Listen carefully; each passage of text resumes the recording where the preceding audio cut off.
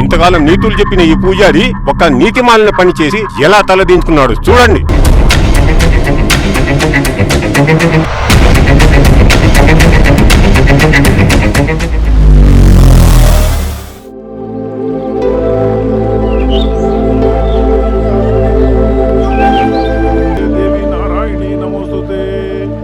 ఈ సంవత్సరం అయినా నవరాత్రులు చేసే శక్తి నాకు ఇవ్వమ్మా. నిన్ను ఈ గుడిని చూస్తుంటే చాలా బాధగా ఉంది శాస్త్రి.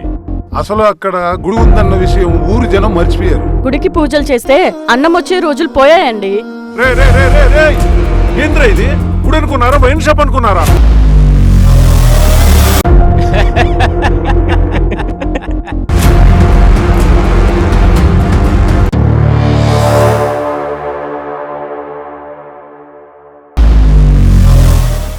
ధర్మాన్ని నమ్ముకున్న నువ్వే ఇలా నిస్సహాయుడులా బాధపడితే ఎలా నాయనా?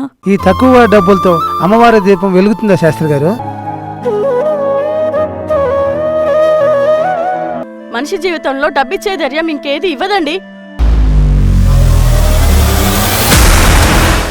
తప్పు చేస్తున్నావు. ఇది నీకు మంచిది కాదు. గుడి కూర్చోాలన్న ఆలోచన నీ మెదడులో కూడా రాకూడదు. నువ్వు పనికి మాలిన వాడివి, అదో పనికి మాలిన గుడి.